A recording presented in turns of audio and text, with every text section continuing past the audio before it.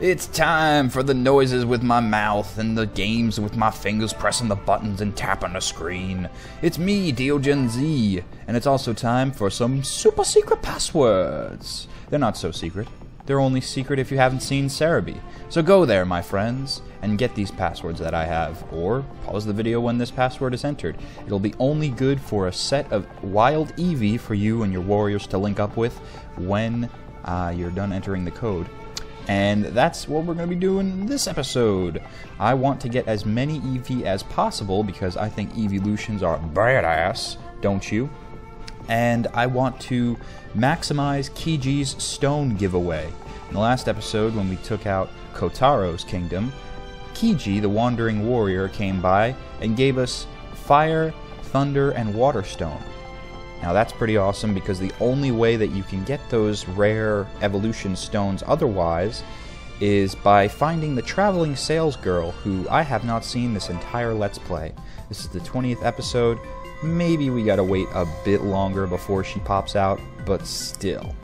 When is she gonna bring those rare items around? I mean, come on! I want a metal jacket to evolve Onyx into a Steelix. Is that so hard? I suppose it is. Oh, I forgot my introduction. Yeah, I'm Diogen Z, this is Conquest, but I think you got that if you read the title. Well, you didn't get my name. You might be a new viewer, and that's cool too. If you're a new viewer, then what's up? If you're old, then you're a Poke Veteran. Actually, that's something I'd like to ask you all in the comments today. How much of a Poke Veteran truly are you? When was the first time you got into Pokemon? See, even though I started out with Crystal, I went retroactively back in the franchise to go play Red. So I feel like I never missed anything, but some people, they started at Generation 3, some people started at Generation 4, a lot of new people are at Generation 5, which is fantastic, because after all this time, I gotta tell you, the main worry for me, being a 20-year-old, that's funny, it's episode 20 and I'm talking about how I'm 20 and playing Pokemon. I thought as a 20-year-old, someday I'd have to, grow up in these things and stop playing Pokemon and stop having fun with it, but, it never happened. I've grown out of things like, the programming off of Nickelodeon. I've grown out of Winnie the Pooh, that didn't have any super metagame to secure my interests for very much longer after the friendship episodes. Evolution! We were just talking about you, but not an eeveelution, so it's not as cool. I'm kidding. Starly to Staravia is pretty awesome. What I really want to see, and it would be hella badass if it happened on this Let's Play, I want to see Staravia evolve into Staraptor. That's a freaking cool-ass Pokemon. And speaking of things that never wore thin with me in the interest level, not only Pokemon, but also dinosaurs. I was very much into Jurassic Park as a kid, and not just Jurassic Park, it wasn't just Hollywood dinosaurs that I was interested in. I also did my own research, and very much like Ash with the Pokedex, trying to comprehend all the different species that were out there, I, with my many different pocket encyclopedias of all the skeletal types and all what they thought the scale patterns would look like, all those books I'd have, collections up to the ceiling, and I still have them today. Originally, I actually wanted to be a paleontologist, but when I looked into the job description of what a paleontologist gets to do often, it's not always as utopian as you would imagine, where you're always digging in the dirt for dinosaur bones and trying to reconstruct the past. Sometimes you're trying to reconstruct the very near past, and that would be cleaning up after the wreckages of building explosions, i.e. 9/11, although now at this point I don't think there's much of that to clean up. But besides having to clean up after building wreckages and find dead bodies that are still pretty fresh, I would be looking for dead bodies of a sort, but it wouldn't be people dead bodies, it would be dinosaur digs and dinosaur bones that have been dead for millions of years. But not only that, you'd also have to scan the dirts for oil. That's a big thing that a lot of archaeologists get into for money, is trying to find pockets of oil for people to use on land. And that's great. I'm not fully against petroleum. I think it's what we need to do as far as shifting over to cleaner sources. but the way that we use it is pretty pathetic. I'll save my environment. I can't believe I fell in that trap again. I'll save my environmental preaching for another episode.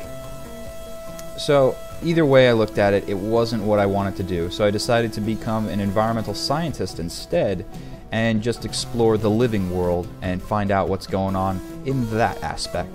So yes, I do have many insights about the environment that are not just based on Greenpeace hullabaloo with no science backing it. I have real data for you all. Real data. I love that in this new age of video games, somehow, I don't know how it happened, but geeks became popular. And that's not why I'm a scientist, but it's a lot easier to explain things to people when they have a kind of acceptance of smarts.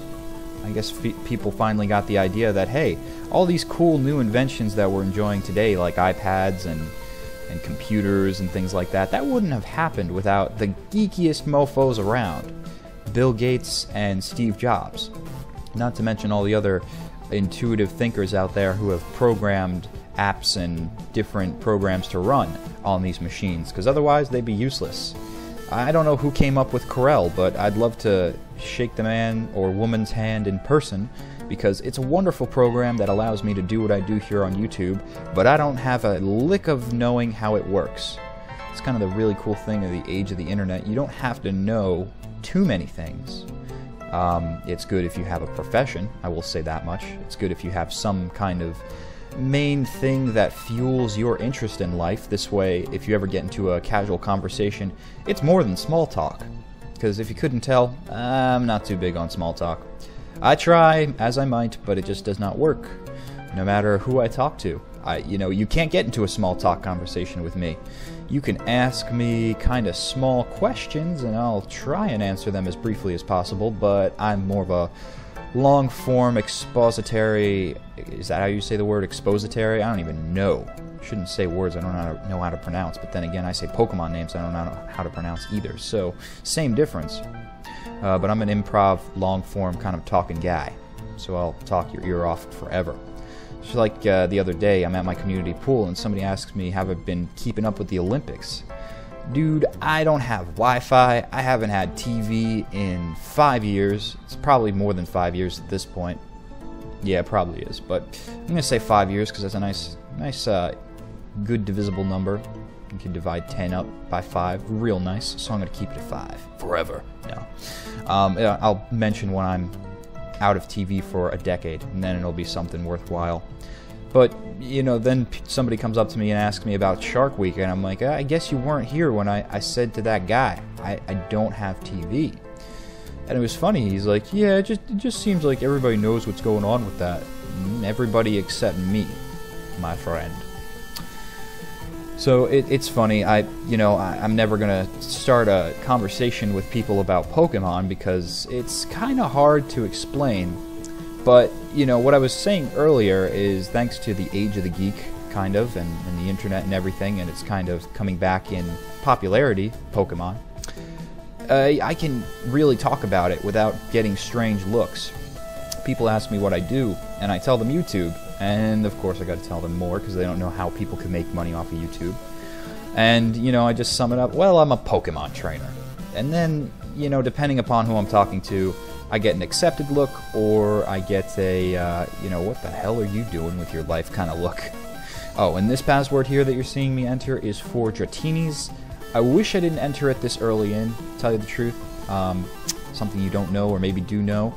All emulator footage, which is what this is from, because it's from my DS that I ripped from the cartridge. It has to be recorded through the emulator. It runs at 80% speed, so I can't do commentary over it live, so it's all post-production. So looking back on my mistake here, do not enter in any of these passwords until you double-check and reference with Cerebi that you have the appropriate warrior to best link with that Pokemon, because otherwise you're just wasting your training time.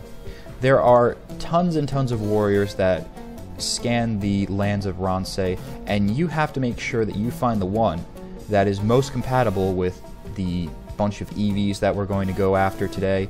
I'm not really caring so much about a best link with Eevee. I just want this set of warriors to this set of 4 warriors to get EVs while they can. But that's something you really want to try and make sure you pay attention to, since you can only enter the passwords once. You only have one shot to initiate this kind of event. So once you do it, EV will never come back. So sad. But be careful. I know that for sure my main warrior will best link with Eevee and its evolutions. And I saw a lot of comments last episode as what I should evolve Eevee into. And I've already chosen. I chose, of course, before you even commented, which is kind of strange, but I did choosify. And I think I'm going for a Vaporeon. Water types are some of my favorite Pokemon out there. And it also will help balance out this team a bit better. Not to mention the powerful move of Hydro Pump that I have at my arsenal once Eevee does evolve into a Vaporeon. It's hella badass. Guts. We have guts for being poisoned. So until I get my environmental degree, I guess I'm a Pokemon trainer for a profession. And that's pretty hardcore awesome. I love that. It's epic. But it's a lot easier to tell people now, which is weird because back in the day when, I guess this was around the 3rd generation, I was still growing up and I was still in school. And I guess that's really the main thing. I was still in school, and in school people love to judge you, no matter what you do, no matter who you're made of, no matter what your interests are. People just get a kick out of judging you. Come back, Eevee. Make sure that you don't mix up your EVs that you're linking with here and you go link with one that you hadn't linked before. So anyway, people would pick on me for playing Pokemon back in the day, and I didn't really care. I just didn't talk to the peoples because I thought, hey, if they weren't cool enough to train Pokemon, they were not cool enough to talk to me. And eventually I found friends who were into the same thing, so that was good. But I remember it always being like a in-the-closet sort of affair, like, oh, you still like Pokemon? What's wrong with you? People are very simple-minded, and they don't understand the deep mechanics that this game offers. Trust me, if this was only a toy collecting and card collecting experience combined with the anime, I most likely would not still be involved in Pokemon. But because it has these rich games and it has all the characters that I've known and loved for so many years, why would I give up that database of over 600 different Pokemon?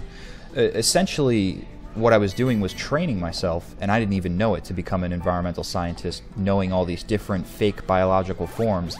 It really helps with your memory, and it really helps in learning actual species and learning things for real, because you've got all this knowledge comprehension kind of skill that you've been developing so long by playing Pokemon for all these days, all these different iterations and games, that when it comes to learning new information, you're like, oh yeah, no problem, it's this and it connects to that, and of course you got the enzymes here and you need your catalase and all these things, and it just sort of clicks together. So real world advantages are gained by playing Pokemon. But besides that, it's fun as fuck. And I'm glad that now on the internet, I finally found a community that is all about Pokemon. Come with me, Eevee. As you can guess, we're going to evolve that Eevee into a Jolteon. So we're going to use the evolutionary stones right away, as soon as possible. I don't know if in today's episode or the next episode my Eevee will evolve, but we will just have to wait and see. These things take time. Not really. It just takes you entering a battle. Once you equip the stone, that's how you do it. It's not like in the main RPG where you have to use the stone, because in that you have the option to use items and also equip items. In this game, it's a lot more streamlined, a lot simpler. All you have to do is simply attach the item that you want to evolve that Pokemon into. So for Eevee, my Eevee at least, the main warrior Diogen Z's Eevee, I'll be equipping the Water Stone, and then go into battle with that Eevee and bam. Afterwards, it'll evolve. Now, I have had some hiccups with evolving the Steelix and evolving Gengar and all that. I have to go reference back on Cerebi, but if you would be so kind as to tell me what I'm doing wrong, I equip the items that are used for evolution, except for, you know, for Haunter or anything like that, for the trades. I don't understand what you have to do with them. Ah, something is happening to Eevee. Waterstone evolution.